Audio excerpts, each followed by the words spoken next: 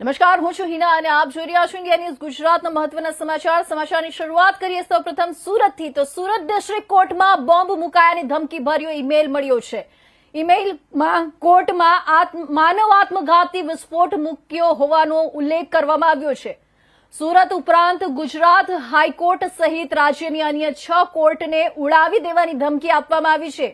આણંદ, રાજકોટ, અમદાવાદ અને ભરૂચની કોર્ટનો પણ ઉલ્લેખ છે। આ ધમકી લિબરેશન ટાઈગર ઓફ તમિલ ઇલ્મ એટલે કે LTTE દ્વારા આપવામાં આવી હોવાનું સામે આવ્યું છે।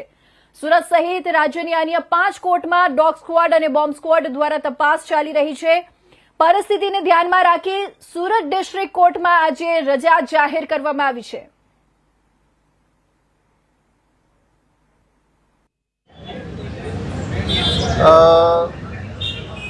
સર કઈ રીતનો મેલ મળ્યો છે, કઈ રીતનો? વહેલી સવારે 2 વાગે કોર્ટના મેલ ઉપર એક મેલ આવ્યો, અજાણો મેલ છે। એમાં લખનાર એ બધાની તપાસ કરવામાં આવશે, પોલીસને જાણ કરવામાં આવી છે। અને જેવો મેલ મળ્યો એટલે સ્ટાફે તરત જ વહેલી સવાર હતી 2-2:30 વાગે તો પણ તાત્કાલિક પ્રિન્સિપલ ડિસ્ટ્રિક્ટ જજ સાહેબને જાણ કરી અને તમામ સ્ટાફ અને પ્રિન્સિપલ ડિસ્ટ્રિક્ટ જજ ત્રિવેદી સાહેબ એક્શનમાં આવી ગયા। પોલીસને જાણ કરવામાં આવી અને અત્યારે કોર્ટ બિલ્ડિંગમાં બધું આ બાબતનું કોઈ અનિચ્છનીય બનાવ ના બને એટલાને માટે પોલીસનું ચેકિંગ ચાલુ છે, બોમ્બ સ્ક્વોડનું ને બધાનું, અને પ્રવેશબંધી રાખવામાં આવી છે એટલા વખત।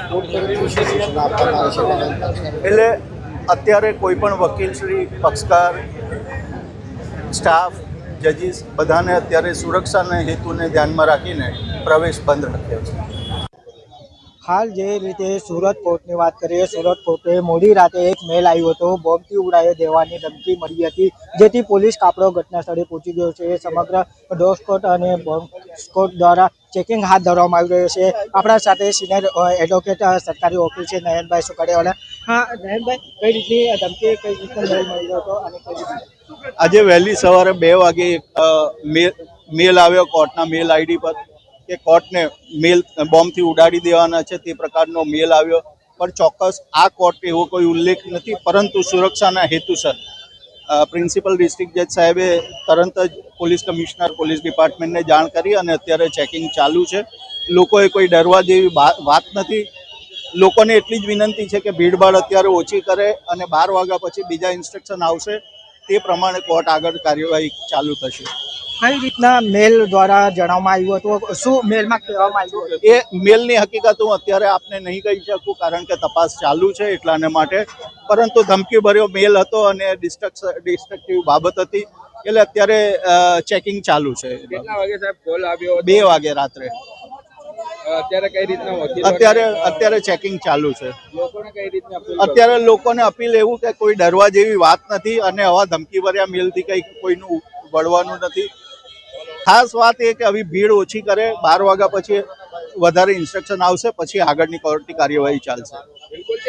બિલકુલ જે રીતે નયન સુખડિયાવાલા જણાવી રહ્યા છે, જે લોકોને પેનિક થવું નહીં જોઈએ અને લોકોએ ગભરાવું નહીં જોઈએ। જે મેલ આવ્યું હતું એમની ચકાસણી કરવામાં આવી રહી છે। સમગ્ર જે મેલ છે કોના દ્વારા મોકલવામાં, શું કારણ હતું મેલ, એની તપાસ અત્યારે પોલીસ હાથ ધરી છે। રવિ વેંડે, ઇન્ડિયા ન્યૂઝ, સુરત।